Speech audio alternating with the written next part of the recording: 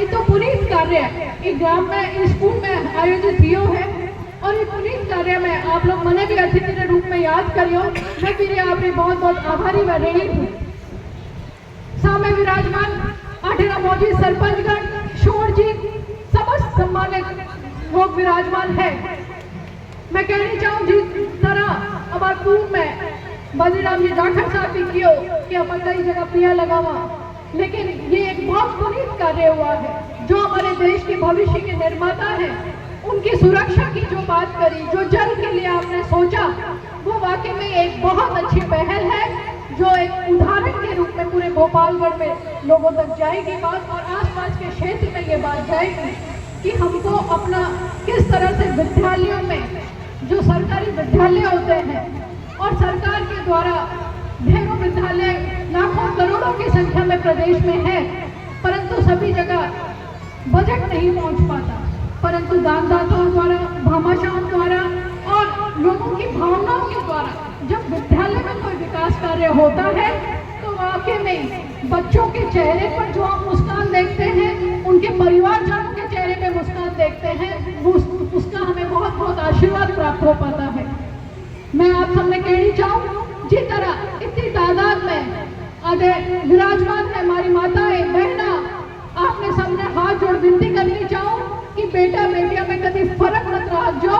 और बेटिया ने भी बेटा जो पूरी शिक्षा प्राप्त करवा जो पंच ब्याह बात कर जो मैं वो आपने कहनी चाहूँ। और इतनी संख्या में हमारा पिता तुल्य बुजुर्ग विराजमान है, इतने बच्चे विराजमान हैं। मैं बेटियों को भी कहना चाहूँगी कि आप लोगों के माता पिता आपको यहाँ पढ़ने भेजते हैं, आप पूरी मेहनत से पूरी लगन से यहाँ पर शिक्षा प्राप्त करें और अपने जीवन में कोई ना कोई लक्ष्य जरूर रखें और उस लक्ष्य को रखते हुए आगे बढ़े। मैं आपसे ये सब बात कहने आई हूँ,